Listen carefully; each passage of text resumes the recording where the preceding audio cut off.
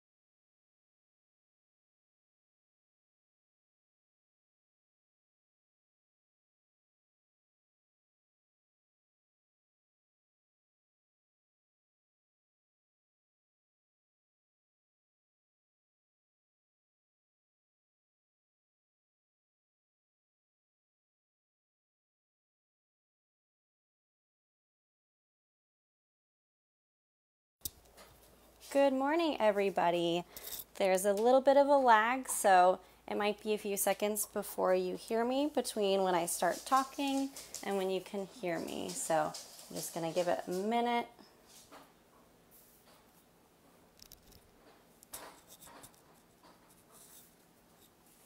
All right, so now that we're at the end, we're going to talk about some questions.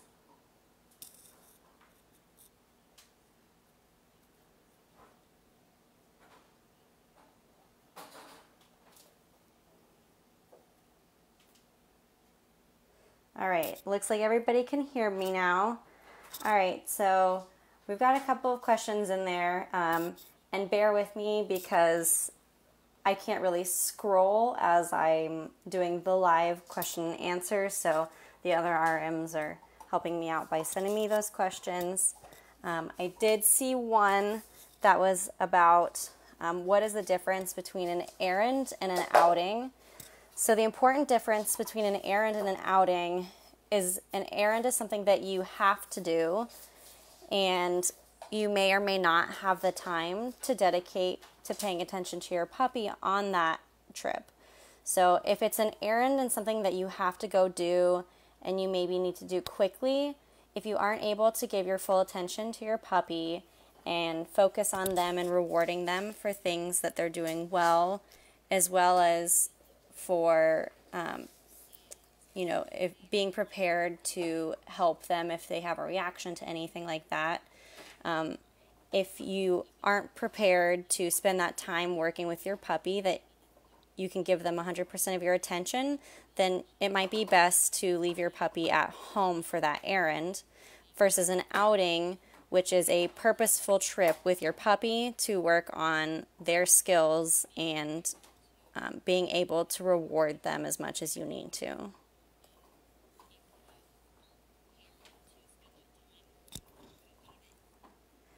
All right, so another question that was in there was, what if you or somebody in your puppy group is not comfortable right now with going out in public, going into a building or something like that? So there's a lot of great ways that you can get outings for your puppy without going into a building and being close around people. Of course, we encourage you to wear masks, maintain social distancing, as are the guidelines for the world that we live in right now. But going to some place like a park or even just sitting in the parking lot at Lowe's or another shopping center, just by sitting in the parking lot, your puppy can passively hear the sounds that are going on outside, the traffic, the shopping carts that are loud. They can practice obedience in the parking lot. You can have them go busy and put their coat on like normal and just work on things out in the parking lot without actually going into the store. And that way they're still getting practice working in a different environment, and there's also still going to be people, there's going to be cars going through the parking lot, even though you aren't going into the store and getting very close to people.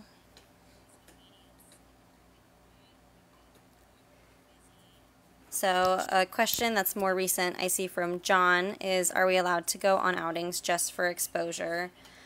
So yes, you are definitely allowed to take your puppy out for outings just for exposure.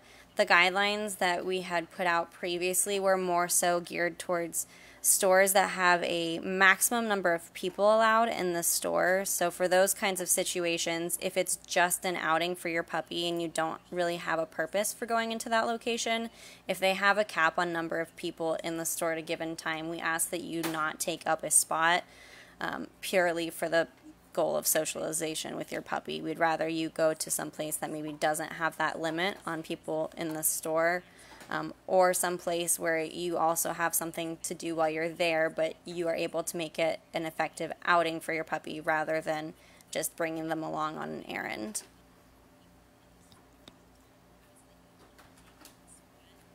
All right, so I'm looking through the questions.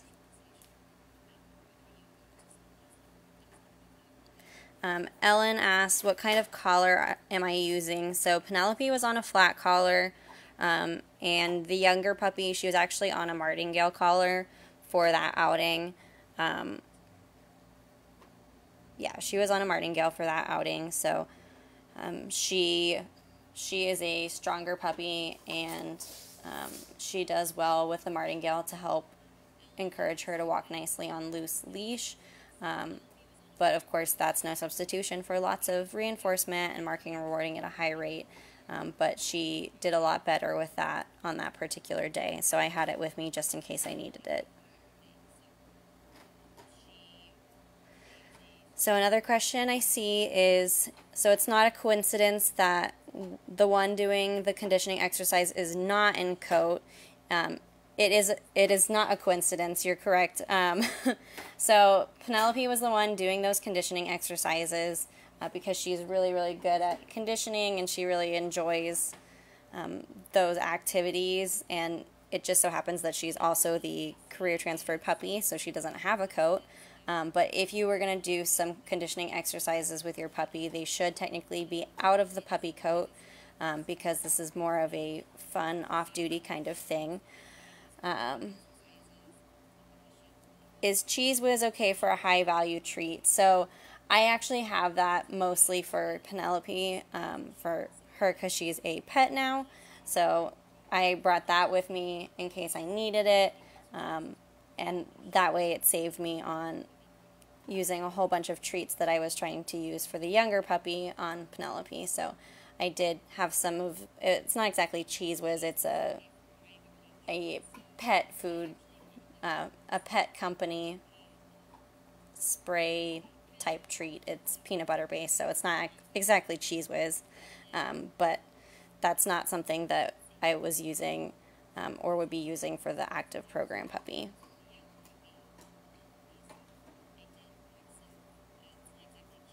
Alright, so I'm going through more questions. So somebody asked me about using a lure on the stairs, so that's kind of one of those situations where this particular situation we are working on conditioning. So with conditioning we are using a lure with our puppies rather than just asking them to go up and down without the lure. So you'll notice that I used it because it was a conditioning exercise specifically. If we were working on an actual set of stairs, I wouldn't have done that. I would be marking and rewarding her for walking on a nice loose leash at my side on the stairs rather than luring her.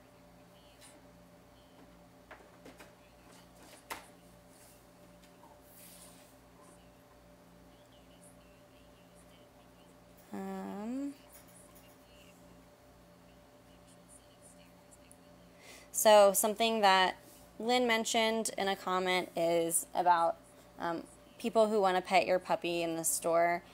During this outing to Lowe's, everybody was really great. People kept their distance, and nobody came up and asked to pet the dogs that we had with us. It was myself and Carrie. She was helping me out with filming, and she had one dog while I had the other one and was actively demonstrating for a video.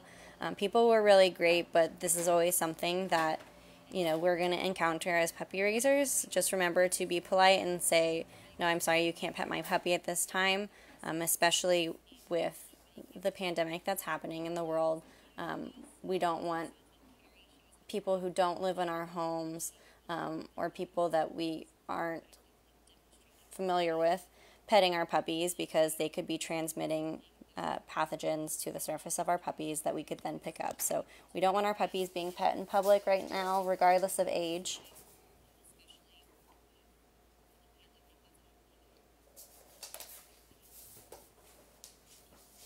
Let's see. So for the Home Depot Lowe's steps, the question that I got from Ruth, it's kind of going to depend. So you'll notice that this was a short 2 to 3 set of steps. Most of the time when you're walking around Lowe's or Home Depot, you'll see that there's those really big sets of steps. I would not try and use one of those, but if you find the short ones, you can encourage your puppy to go up and down for a short conditioning activity on those steps. They are less common in the stores, and we actually had to walk around a bit for me to find one of those in an aisle to use for just this video, but I would not recommend asking your puppy to go on the larger set of stairs, because those are obviously very tall, and we don't want our puppy walking up and then having an issue with trying to get them back down. The ones at Lowe's that day in particular, they have little holes in them. So that's a surface where it may be a little bit uncomfortable on your puppy's feet. So again, we don't want to pressure our puppies past what they're comfortable with. So just like with any conditioning exercise or anything in general, if you are trying to do it with your puppy and they don't seem comfortable, then just stop what you're doing and take a break and walk away from that. We don't want them to feel pressured into doing something that they don't like. Yes, this is no video, only audio, because of the way the system works for streaming a pre-recorded video. I'm able to go live with my audio, but not with my video at the end.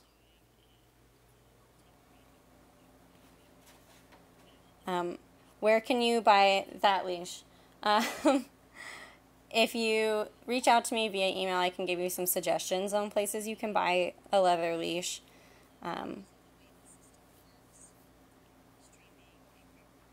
What are the protocols if a store gets fussy and says that the puppy is not allowed in? So this is going to kind of depend on where you live. I know that we have raisers in several different states. Each state has some slightly different laws based on the ADA for service dogs and training. The states can set their own specific rules for service dogs and training and their access level. In Florida and in Georgia, I know for sure they have the same rights of access that a fully fledged service dog or guide dog has. And for that, if someone approaches you and says something about it, you can try to gently educate them. Again, make sure you know what the specific law says for your state that you are located in. Try to gently educate them. If they are persistent, then we don't want to ruin any kind of relationship or perception that they have of us and the Southeastern Guide Dogs organization. So just do your best to kindly educate them, and then at that point you can leave and email your AC, your RM, and just let us know what happened that day. Ruth asked, how many hours went into filming? Realistically, this outing would probably be maybe 30 to 45 minutes if you were to do all those things, but because of the process of filming and stopping and doing all that stuff, it took us about an hour and a half to get everything done. You couldn't tell probably that when we get to the last video where I'm checking out with my new novel object, that the puppy that I have is getting a little bit antsy, so you can tell that it would have probably been best if I had left a little bit earlier than I actually had. That would have been better setting her up for success.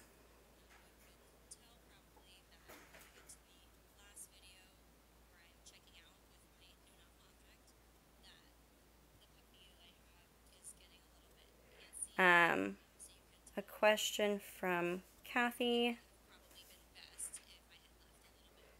She says, my experience with a first-time visit to Home Depot was that a puppy urinated after walking in. She was stressed, obviously. Should I have gone home and tried again another day or attempted to continue? So if that happens, think about what kind of led up to that point. Did your puppy need to busy outside, but you maybe forgot to give them an opportunity to busy, or did they busy right outside and then they busied again inside? That could certainly be from stress, but once you've kind of thought about the contributing factors of what happened and maybe if it was or was not stress, if you think it might be stress, then I would definitely encourage you to go back out. You can walk back into the parking lot towards your car, practice some obedience. Remember, we want to end things on a positive note, so take your puppy to a point where they can be successful and engaged with you and reward them for doing things well.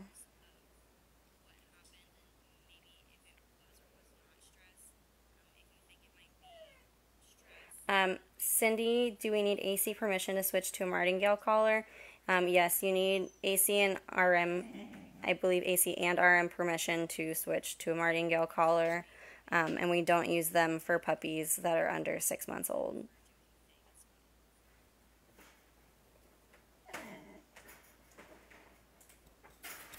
Let's see. So when it comes to the sign that was on the stairs, that's something where you could easily ask an employee and say, you know, are you okay with us using the stairs? The employees that day were very kind and very helpful and asked us if we needed anything. And so they were being very good about us being there and allowing us to use their space.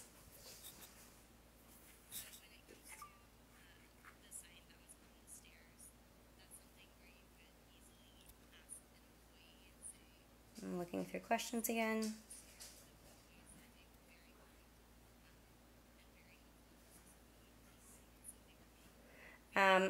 Would you consider public transportation an acceptable outing? So that's one of those things that kind of comes down to your specific puppy. If you feel like your puppy is ready for that kind of outing, that's something that you can introduce to as long as you are comfortable with yourself doing that outing. You know, of course, you should probably wear your mask and all of that good stuff and try to limit surfaces that you're touching and everything. But if that's something that you're comfortable with or you feel that your puppy is ready for, and that's something that you can ask your AC about based on what your puppy has done so far. Keep in mind, we also don't want to just jump into the deep end with outing. So, you know, if that's something that you would like to do with your puppy, you're going to need to work them up into what they've been doing. It's not, we don't want to just go from, all right, you've been staying home a lot, to now we're suddenly going to go try a Subway for the first time.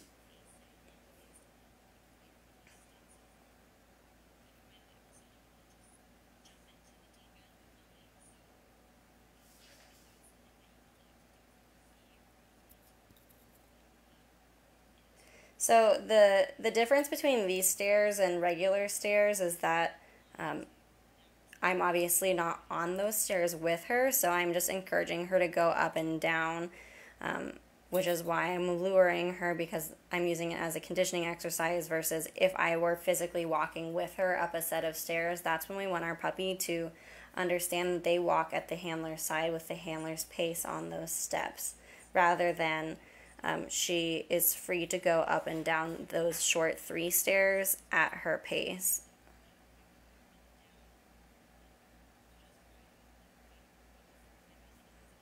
Alright, I'm scrolling through these questions again. Make sure I didn't miss anything.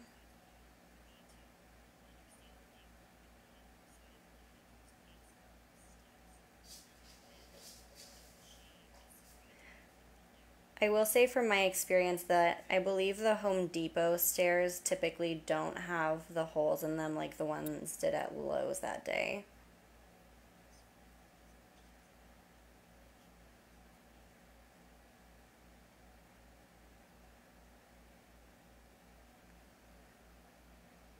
All right, I have a question.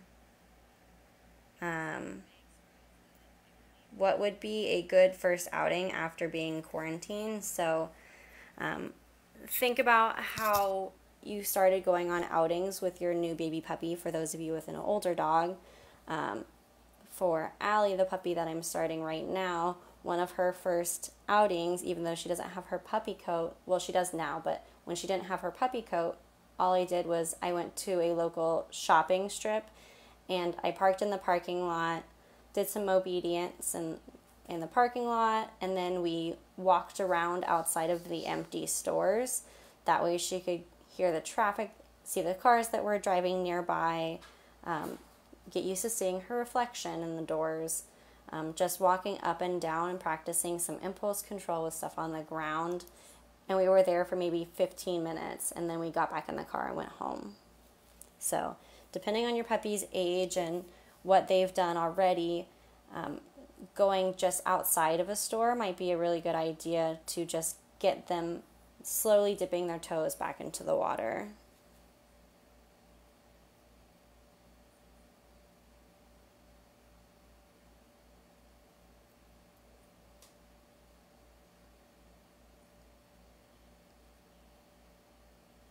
Scrolling back through these questions.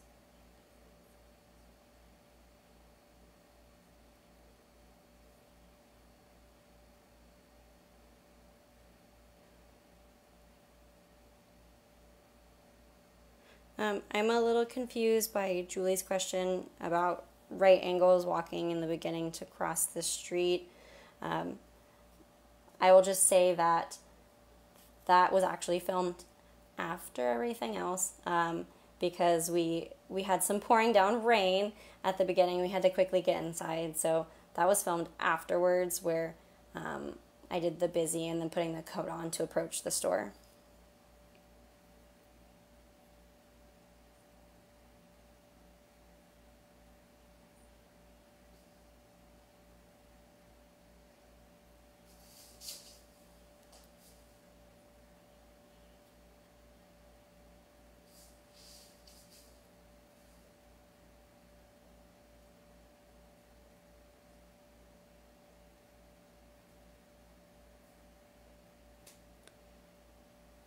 I've got a question from Linda. Is it okay for your puppy to ride in a golf cart?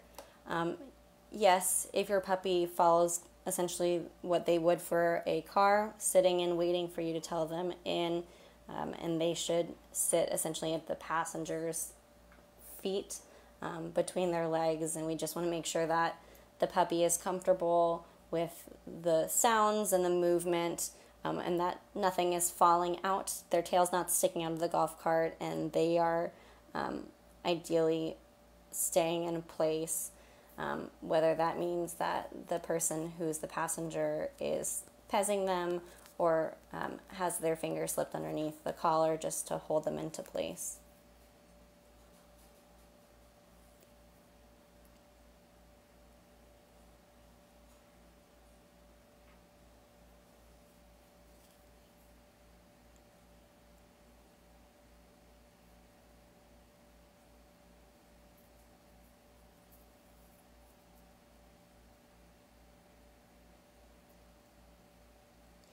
All right, and we have a question about regarding the late cue. When should we mark for an upcoming distraction? So I think that's referring to where I said, this is what happens when you miss that perfect moment where you should mark and reward your puppy. So I like to say that if you're going to work on walking past a distraction, you start with a really high rate of reinforcement before you get to the point of that distraction. That way you're letting your puppy know that what they're doing right in that moment as you're walking is they're doing what they should continue doing to earn rewards. So start by rewarding them before they get there, because we want to let them know that, yes, this is what you're doing correctly before they get to the point of pulling for a distraction. So you'll see that when we go back and you're able to watch the video again, is that I'm marking and rewarding her at a really high rate, and I'm pretty much marking and rewarding her each time she gets a kibble. I'm marking and rewarding her again.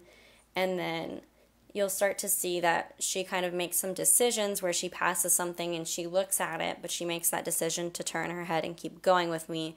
And that's what we want our puppies to do is after they've been rewarded at a high rate, you'll see that they start to make those decisions on their own, where they realize that if I continue doing what I'm doing rather than engaging with that distraction that I see, then I'm going to get rewarded again. So the perfect moment in that situation probably would have been once she turned her head to look at that distraction on the ground.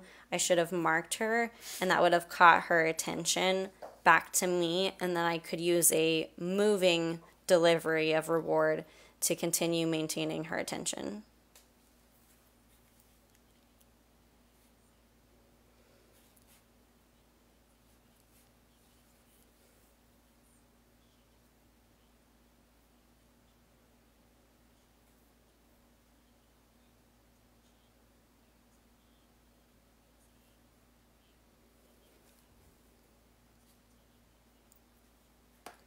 All right, I'm looking through these questions again.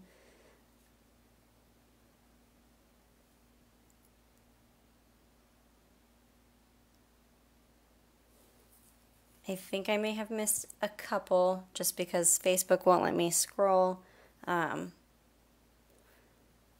If any questions have been missed, if you want to submit them right now, I can hopefully see them as they come through.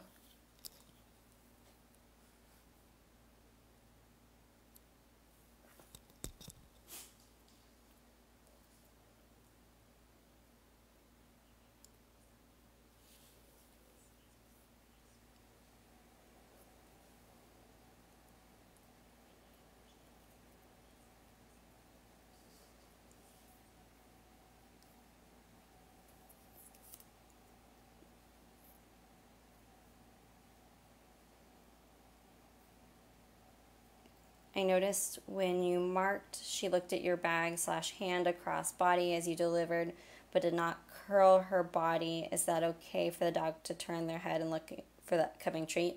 Yes, that's totally fine if our dog turns their head and looks in the direction of your hand reaching for your treat pouch. But what's really important is that our dog maintains their foot position and that they're not curling. So you can build that foundation up with your paw pad practice. I'd be happy to, if that's something that you're struggling with, that you could email me and I can try and take a video of a way that you can work on that with your puppy not curling around. But practicing the paw pad is going to be a really great foundational step for you to go back to and practice them staying in that position no matter how your hand moves or reaching for your treat pouch. Then they're maintaining that feet position.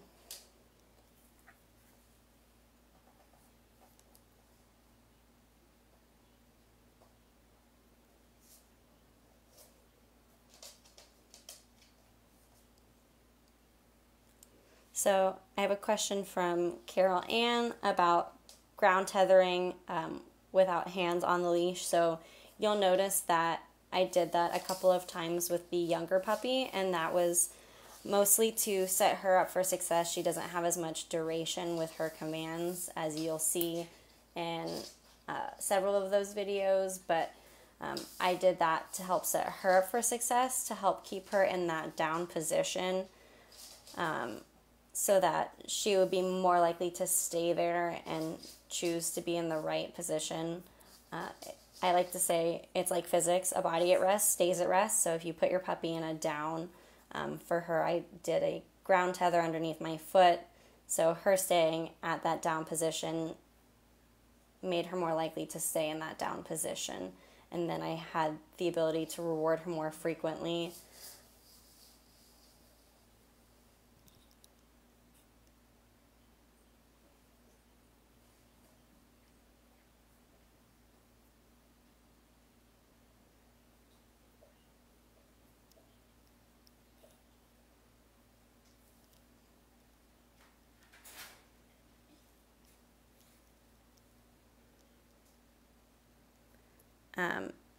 I see Trisha's comment about hopping.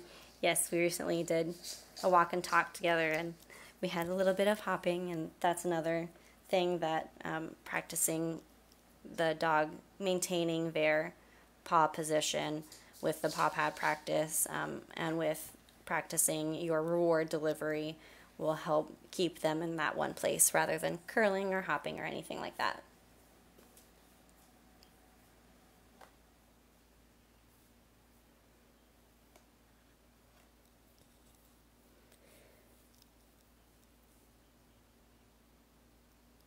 So every time I reward on a walk with food, she pauses to sniff the ground and checks for crumbs that I might have dropped. Then I have to get her back in the zone with her head up. So this would be a really great question for your RM's next troubleshooting session. But essentially practicing marking and rewarding at a high rate, you can slowly start to extend the period between those marks and rewards. And by extending those, you get your puppy used to keeping her head up, and you kind of interrupt that behavior, putting her head down, and reward her for keeping her head up.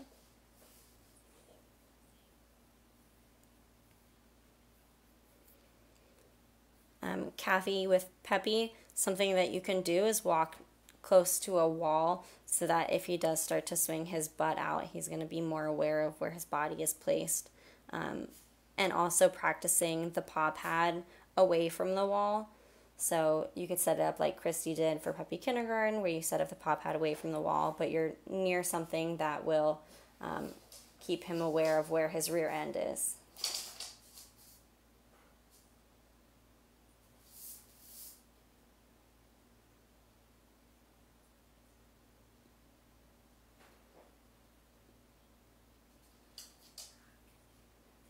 Question about smells. I can only see part of that comment there, but someplace like a candle store or something that has a lot of smells, that might be a heavier distraction for your puppy, so that might be something that you don't want to go and do for a younger puppy or a puppy that's very smell distracted.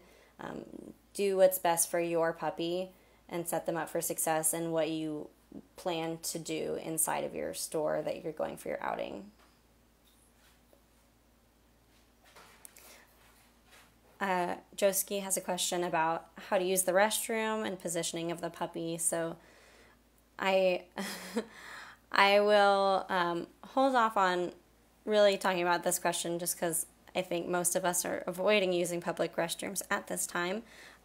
But for the bathroom, we're going to use the turn command if it's a small one, and have our puppies do some sort of stay to stay in position while the handler uses the bathroom.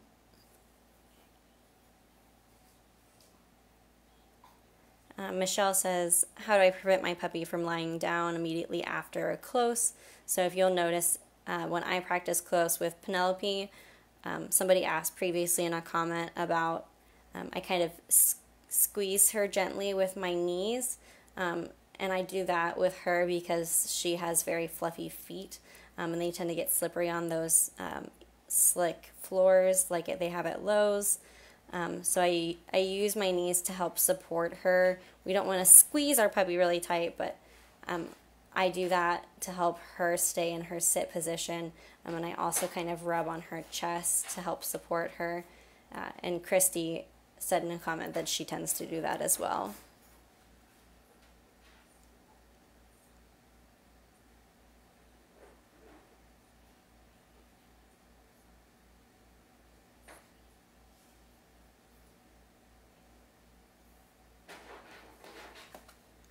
All right, I'm checking through some questions.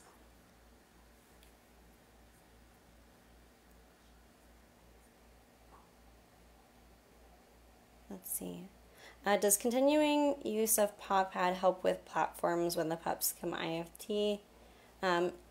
Yes, but it's also really important for getting that nice solid foundation of our dogs in their correct heel position. So building up your practice on the paw pad with your puppy staying in that correct position, no matter if you're reaching your hand back to your treat pouch or delivering the treat, them maintaining that position is really helpful when they go IFT for staying in that nice heel position.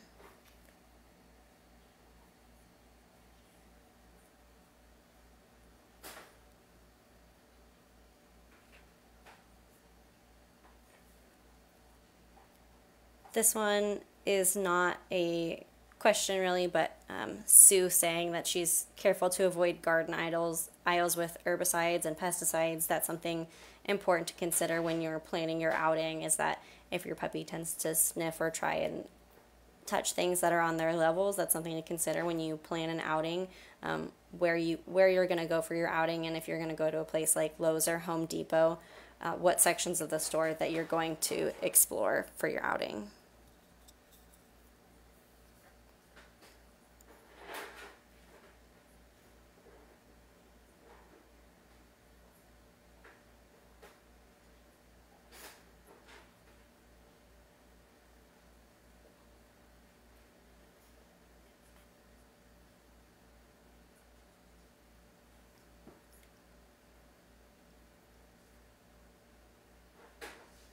All right, well, that looks like it is all of the questions.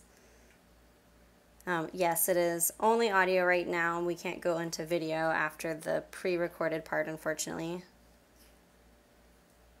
All right, so that seems to wrap everything up for today. Thank you so much for attending, everybody, and I hope you all enjoyed everything. It was a really fun thing to go and film with Carrie, thinking of all the different ideas. Like I said at the end of the filmed session, is that the possibilities really are endless. There's so many things that you can do, so many other things that you could come up with to practice at Home Depot or any other place. Have a great rest of your weekend, everybody. Thank you.